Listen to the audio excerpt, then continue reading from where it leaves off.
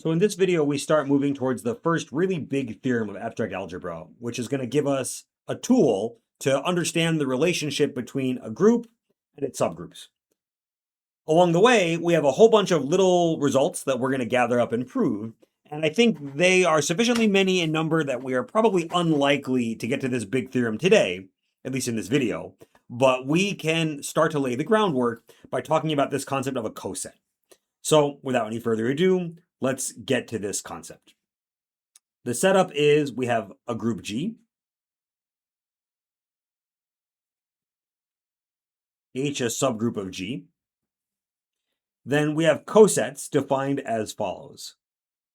HA equals the set of all products H times A, where H is belonging to subgroup H. Now, these, properly speaking, are called right cosets because the element is multiplied on the right. We could just as well have introduced the notion of left coset with the A on the left. And in fact, for many purposes, that's what people do. Certainly, I would be happy to talk about left cosets. And it doesn't really matter if we do left cosets or right cosets. But for our purposes at this stage of the game with our algebra knowledge, we shouldn't really mix our cosets, right? We should have either left cosets or right cosets, but not both, at least yet.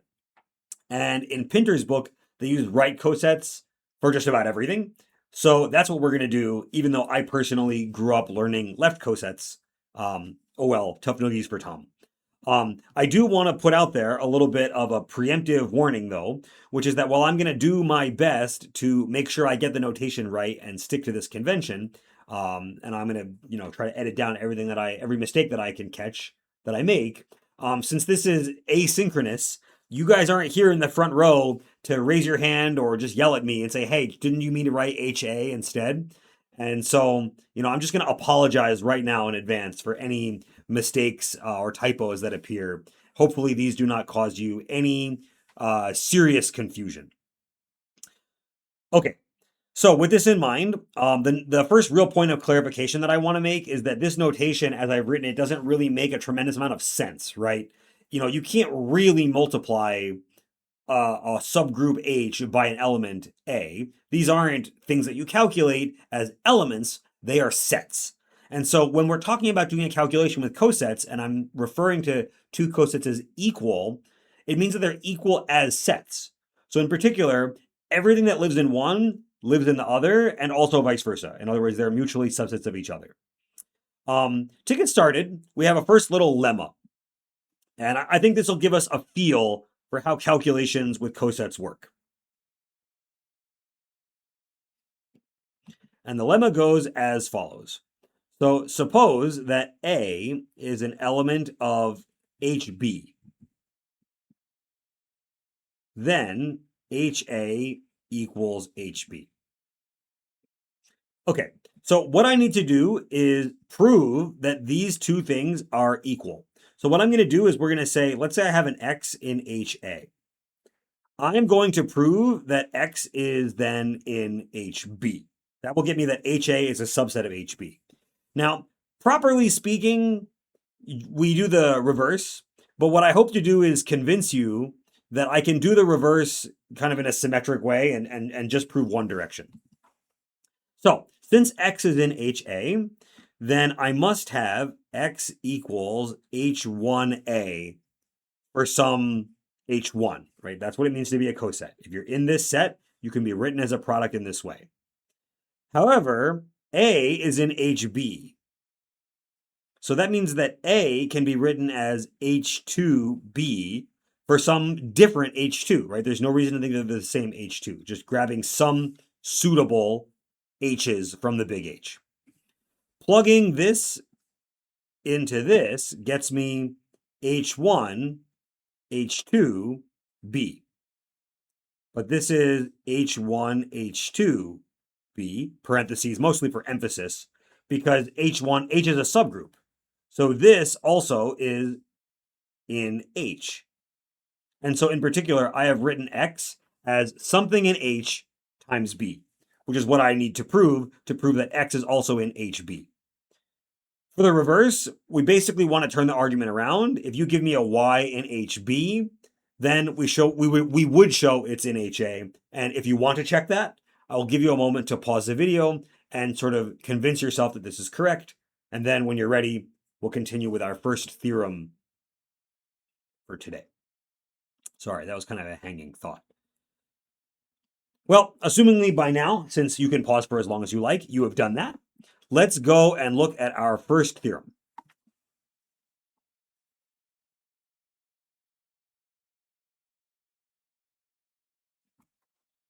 The theorem says the cosets of H, form a partition of G. Okay, so let's always start by taking stock of what it is we have to do. We have cosets are disjoint or equal. We have to see, okay, properly speaking, non-empty is a condition that we have to check. But I think this is kind of clear, right? You can always just grab any old H in H, just choose one, so it's fine. The other main thing that we have to see is that the union of cosets is everything. In other words, every G in G belongs to some coset of H. Okay, so let's get started with this. So first, let's say we have two cosets. We have HA and HB. Cosets of H. We need to prove HA intersect HB is the empty set, or HA is equal to HB. Sorry about that. Looks like I touched a little button. Okay, so let's assume that HA intersect HB is non-empty. In particular, how about we put some element X in HA intersect HB? Well, then since X belongs to HA, X can be written as H1A for some H1, and also X can be written as H2B for some possibly different H2. Well, in order to prove that HA and HB are the same, I need to prove that everything that lives in one lives in the other. And our plan is to use this X as a kind of mediator. So, for example, if we have we need a new letter now. How about we have a Y in HA? Then Y can be written as, how about just HA, now with no number, not particularly qualified. From this first equation, I can write A equals H inverse X, using what we learned, about solving equations in groups. That makes this guy H1 inverse X, H times H1 inverse times X. But then I have this equation, which we can also apply to get H times H1 inverse times H2B.